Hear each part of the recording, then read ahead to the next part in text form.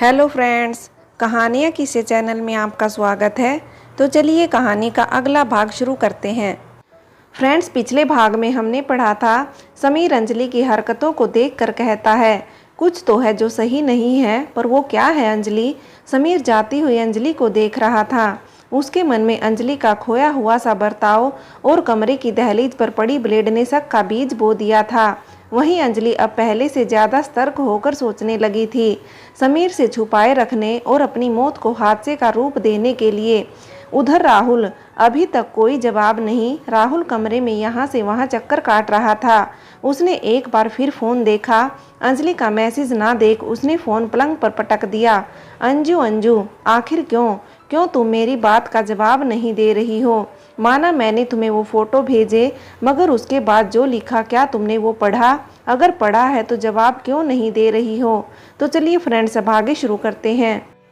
क्या अंजू ने वो मैसेज पढ़े होंगे? कहीं उसने सिर्फ फोटो देखकर ही खुद को कुछ कर तो नहीं लिया होगा? राहुल ने फोन में अंजलि की तस्वीर निकाली, उससे बातें करने लगा। नहीं नहीं अंजू, तुम खुद को कुछ नहीं कर सकती, तुम्हें कुछ नहीं होगा। मैं तो बस इतना चाहता था कि तुम समीर को छोड़ मेरे पास आ जाओ, या वो समीर तुम्हें छोड़ दे। मैं हमेशा के लिए तुम्हें अपने पास रखना चाहता हूँ अंजू।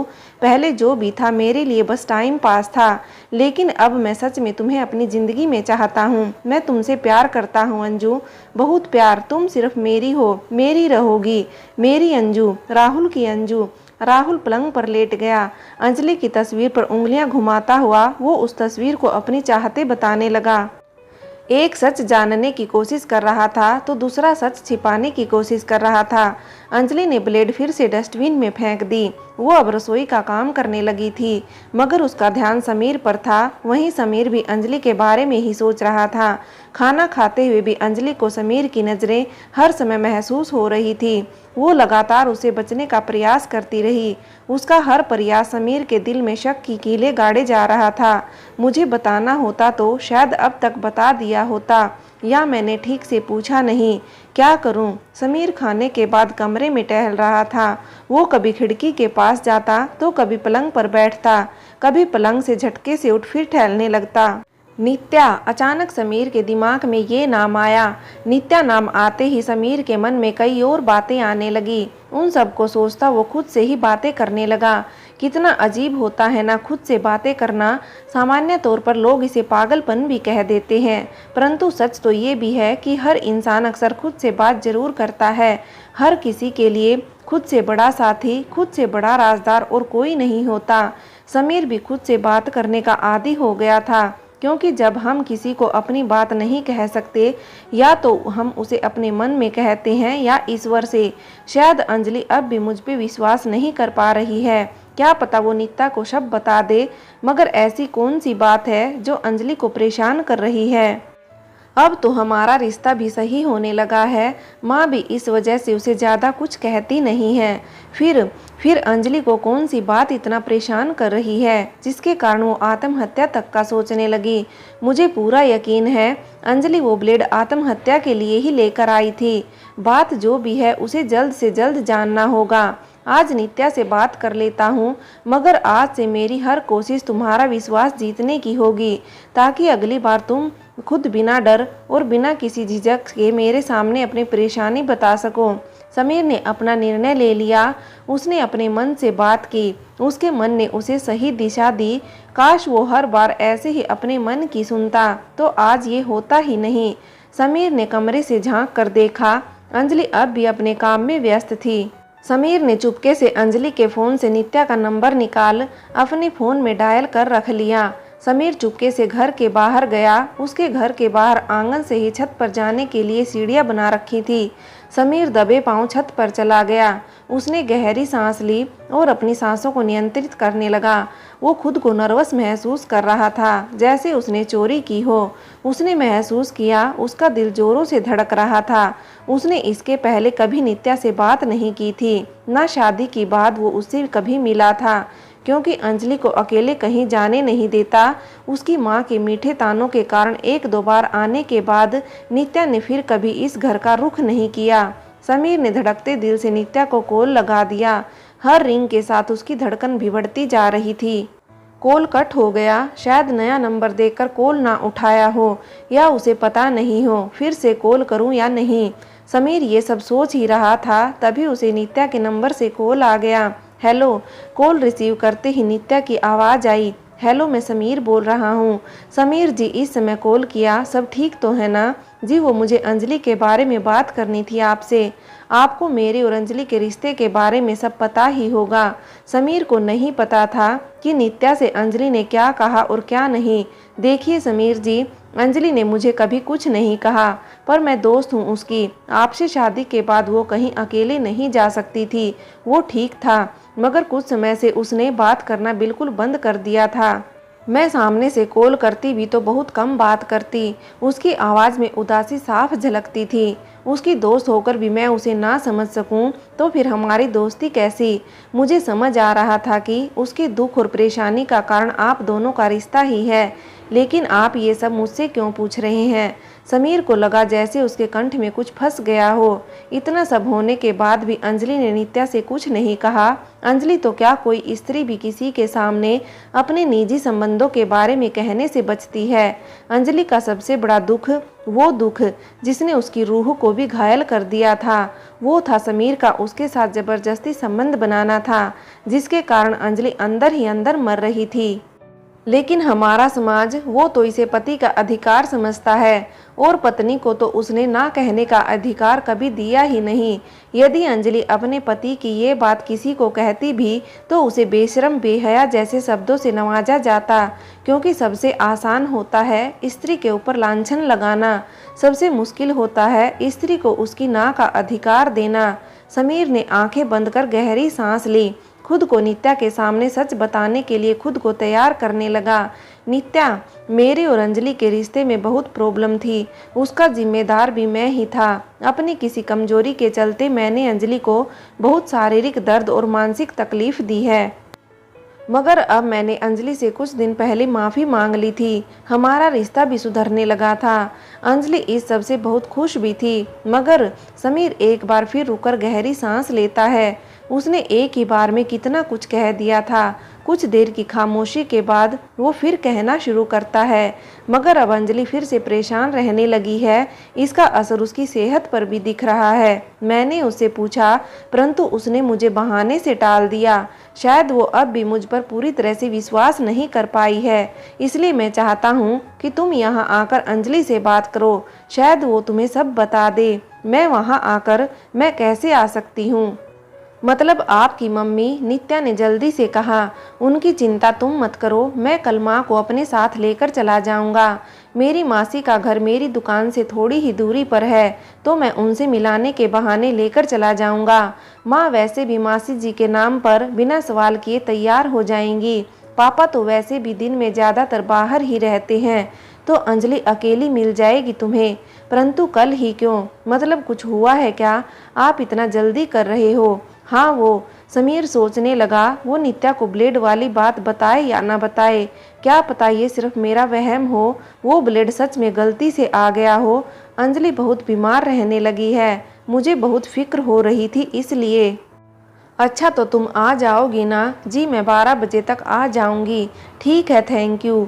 समीर ने नित्या से बात करने के बाद राहत की सांस ली। समीर नीचे आया, तब तक अंजलि कमरे में आकर सो चुकी थी। बस कल तक का इंतजार, और फिर तो तुम्हारी परेशानी की वजह मुझे पता चल ही जाएगी। फिर तुम्हें ये घुटन नहीं सहनी होगी। तुम्हारी जो भी परेशानी होगी उसमें मैं तुम्हारा साथ दूंगा। समीर ने अंजलि के माथे पर सहलाया, फिर वो उसे अपने करीब लेकर सो गया। उसकी आंखें बंद होते ही अंजलि ने अपनी आंखें खोल ली। अंजलि ने धीरे से खुद को समीर से अलग किया। वो आकर खिड़की के पास खड़ी हो गई। अंजलि खिड़की पर खड़ी आसमान में तारों से घिरे चांद को देख रही थी। पूर्णिमा जा चुकी थी, अमावस्या आने वाली थी, इसलिए चांद भी घटकर आधा दिख रहा था। अंजलि भी उस अर्धचंद्र को देख रही थी। मैं तो इस अधूरे चांद की तरह हमारे प्यार की कहानी को भी अधूरा मान स्वीकार कर चुकी थी राहुल। मैं जानती थी इस प्रेम कहानी में कोई पूर्णिमा कभी इसे पूरा करने नहीं आएगी। इस प्रेम कहानी का चांद हमेशा अपूर्ण ही रहेगा, मगर तुमने उस पर भी दाग लगा दिया। वो दाग तुमने इस कहानी के चांद पर ही नहीं बल्कि मेरे मन पर लगाया है। अंजू मुझसे बात करो, तुम मुझसे नाराज हो तो मुझे डांटो पर मुझसे बात करो। अंजू मैं तुम्हारे जवाब का इंतजार कर रहा हूँ। राहुल अंजलि को एक के बाद एक मैसेज किए जा रहा था। अंजलि उन मैसेज का जवाब देना तो दूर उन्हें देख भी नहीं रही थी। बस बहुत हो गया। राहुल ने फ़ोन पलंग पर रख दिया। उसने बैग निकाला और अपने कपड़े उसमें डालने लगा। अंजू तुम मुझसे फ़ोन पर बच सकती हो, सामने नहीं। मैं आ रहा हूँ अंजू, मैं आ रहा हूँ तुमसे मिलने। राहुल ने फ़ोन पर अंजलि की तस्वीर देखी। मन ही मन अंजलि के घर का पता दोहराने लगा जो अंजू ने उसे बताया था। हमारे दिल में एक कोना ऐसा होता है जहाँ हम उसे रखते हैं जो हमारे जीवन में सबसे खास होता है। वैसे ही हमारे घर में भी एक कोना ऐसा होता है जहाँ रहकर हम सुकून महसूस करते हैं। अंजलि और समीर के घर का वो कोना ये खिड़की थी जहाँ खड़े रहकर दोनों ही चांद तारों से अपने मन की बात कहते। ये खिड़की अंजलि के दर्द और समीर के पछतावे की साक्षी थी। इसी खिड़की पर खड़े रहकर अंजलि ने अनगिनत बार आंसू बहाए तो समीर ने न जाने कितनी ही सिगरेट के धुएं में अपने गम जलाए।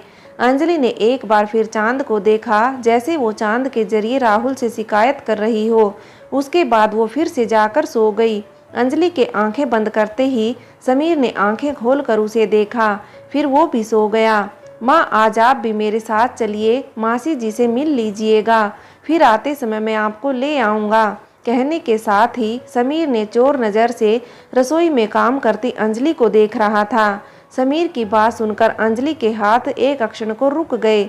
उसके हाथ में कंपन सा हुआ, मगर उतनी ही जल्दी अंजलि ने खुद को संभाल लिया। वो फिर से काम करने लगी। समीर की नज़रों ने अंजलि की बेचैनी परेशानी को भांप लिया था। काश तुम मुझे खुद सब बताती तो मुझे ये नहीं करना पड़ता। नाश्ता करते समीर के हाथ रुक गए। सुधा जी जो कि समीर के पास बैठकर ही नाश्ता कर रही थी, उन्हें समीर का यूं अचानक उन्हें उनकी बहन के घर ले जाना अजीब लगा।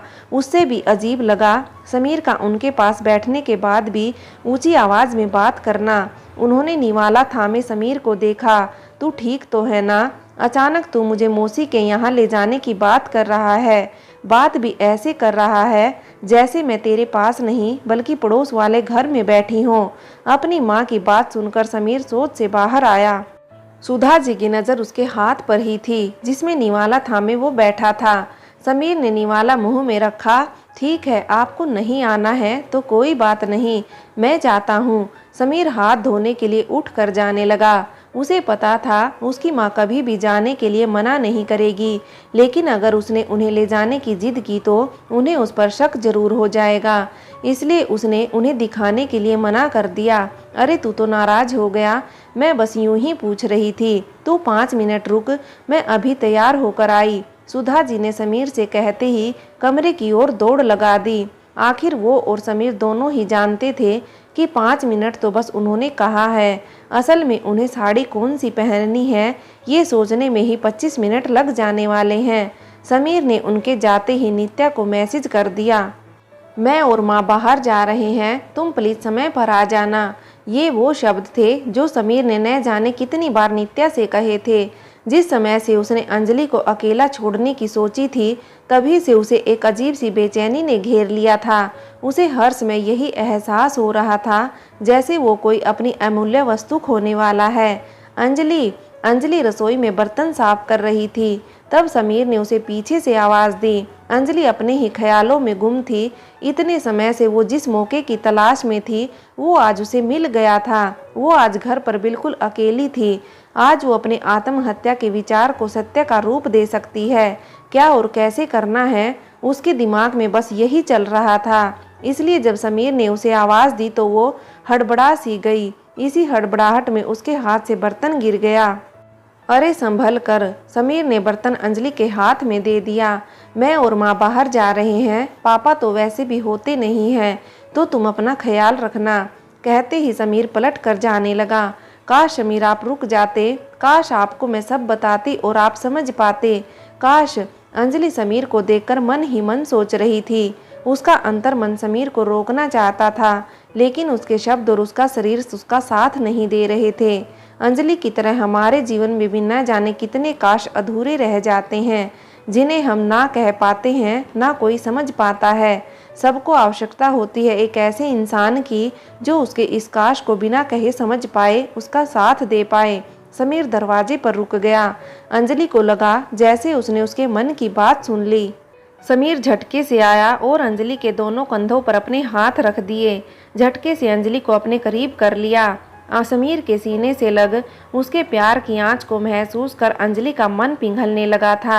उसकी आंखों से आंसू बाहर आने को थे, जिन्हें उसने बड़ी मुश्किल से रोक लिया। उसने समीर की शर्ट को कसकर पकड़ लिया था। अपना ख्याल रखना। अगर तुम्हारे मन में कोई बात हो तो बताना चाहो, याद रखना मैं हमेशा तुम्हें सुनने को तैयार हूँ। समीर के हाथ अंजलि के सिर पर थे। वो अपना मुंह अंजलि के कान के पास रखकर हल्के से कह रहा था। उसने अंजलि को खुद से धीरे से अलग किया, जैसे वो कांच की गुड़िया हो, वो जरा सी चोट से टूट जाएगी। समीर ने अंजलि के गालों पर अपने दोनों हाथ रख के उसने आगे बढ़कर अंजलि के माथे पर अपने होठ रख दिए। फ्रेंड्स, आगे की कहानी के लिए कहानी का अगला भाग देखें।